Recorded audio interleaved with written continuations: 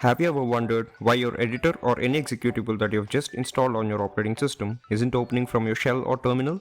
Well, you must have forgotten to add its location to path. Developers often go through weird warnings and errors related to environment variables and mostly the path environment variable. So what exactly is this path environment variable?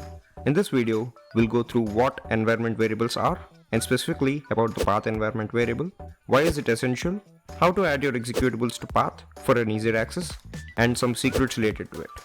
Let's break it down. Path, environment, and variable.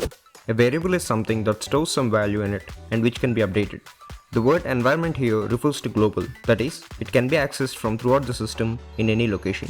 Hence, environment variables, in general, as the name suggests, are variables having essential, reusable but editable data which can be accessed from throughout the system. Now, path is just that weird slash or backslash separated destination to your executable. For example, on my Windows machine, C program file Sublime Text 3 is the path to the Sublime Text or SUBL application or executable. Hence, path is just a system-wide accessible and updatable string variable which contains a list of directories in which executables are present for an easier access. What do I mean by easier access?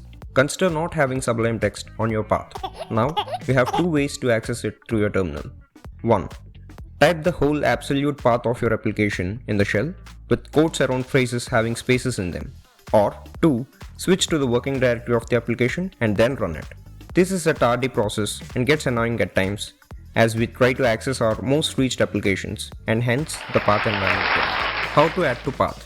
Go to Control Panel, System and Security, System, Advanced System Settings and click on Environment Variables. This panel has two lists. The top one for the only user on this machine and the bottom for all users if any or to the machine in general. If you have multiple users on your machine, make sure you have your environment variables set right as needed for the user who needs them by using the top panel. There will be a new list appended as the user accounts increase. Find path in the list of environment variables and select it and click Edit. This list of directories contains all the paths to frequently used executables. All these strings are combined with mostly a colon between each into a single string variable called the path environment variable. To add to path, click on New and add the path string to the desired executable. In our Sublime Text example, it is C program files Sublime Text 3. Note that we don't add the name of the executable to, but only till the directory in which it exists. Clear all the windows by clicking OK on each.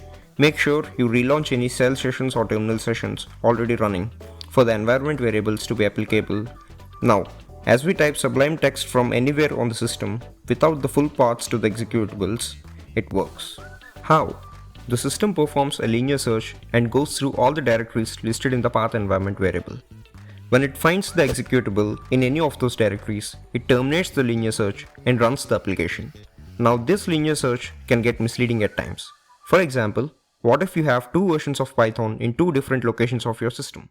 If you try to run the Python REPL with the path of Python 3 coming first in the list from top to bottom, the executable that it first finds in the list will be Python 3 and hence it will be run. If you want Python 2 to run, we move our directories up and down in the list using the move up or move down buttons so that linear search precisely selects the accurate Python 2 executable. And now when you run the REPL, you get Python 2 in running. Not only editor and apps, but often used executables working directories can also be added to path, like for custom batch or shell scripts. I'm looking forward to explain and explore environment variables in Unix systems too, and explain the dot files like .bash profile, .profile and etc environment. I'll be back with another amazingly edited video, and please do subscribe and share.